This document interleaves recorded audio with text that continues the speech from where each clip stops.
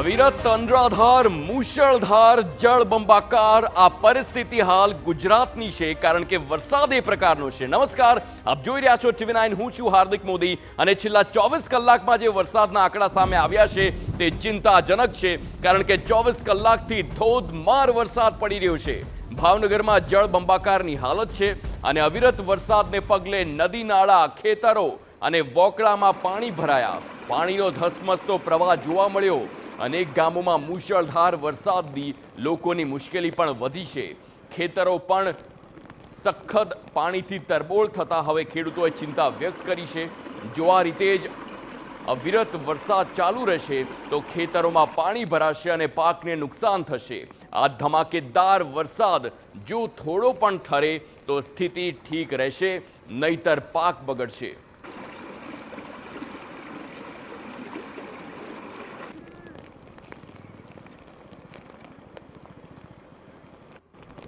તો દ્રશ્યો ખૂબ જ ભયજનક છે. ભાવનગરના નદીઓ ગાંડી તૂર થઈ છે.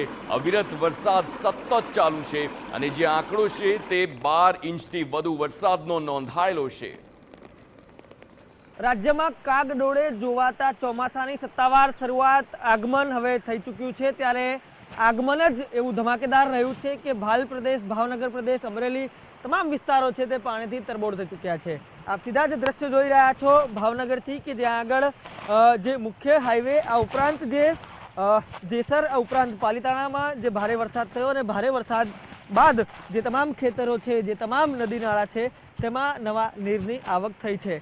અત્યારે જે વરસાદ થઈ રહ્યો છે તેનાથી ખેડૂતો પણ ખુશ છે, કેમ કે જે વરસાદથી નવું પાણી આવ્યું છે તેનાથી ખેતી લાયક, જે વાવણી લાયક પાણી છે તે તેમને મળી શકે. આ ઉપરાંત જે પ્રકારે છેલ્લા 24 કલાકથી વરસાદ છે તે સમગ્ર પંથકમાં થઈ રહ્યો છે, તેના કારણે અનેક જગ્યાએ જે મુખ્ય રસ્તાઓ છે તે પણ બંધ કરવાની ફરજ પડી છે. તો અનેક જગ્યાએ જે આડસો મારીને રસ્તાઓ છે તે સ્થાનિકો દ્વારા જ બંધ કરવામાં આવ્યા છે.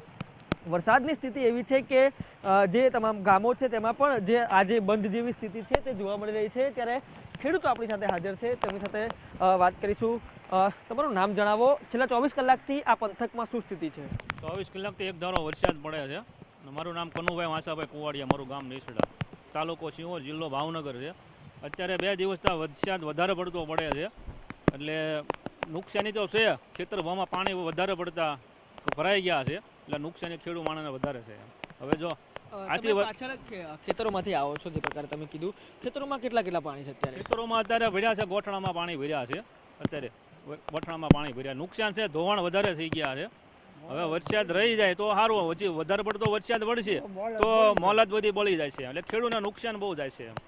દાદા, કયા પાકો પંથકમાં થાય છે અને શું થશે હાલત? અહીંયા કપા અને હરગવા આવું બધું થાય, બીજો કોઈ મોલ થતો નથી. લો, અને જે પાણી છેલ્લા 24 કલાકથી આવે છે, આવું નવું પાણી આવ્યું તો શું થશે? બળી જાય, બીજું કાંઈ નહીં. હજુ ઊભું ત્યાં શું થાય? નાના છોકરાને દૂધ પાયા કરો તો વધારે પડતું એટલે નુકસાન તો જો આ હમણાં વરે કરશે તો કાળ જ છે. સ્વાભાવિક રીતે જે વરસાદની શરૂઆત થઈ છે અને જે ભાવનગર પંથકમાં જે વરસાદ વરસી રહ્યો છે, ખાસ કરીને સિહોર અને તમામ જગ્યાએ જે પાણી વહી રહ્યું છે તે અત્યારે ભાવનગર તરફ અને જે વલભીપુર અને જે શહેર તરફ આગળ વધી રહ્યું છે.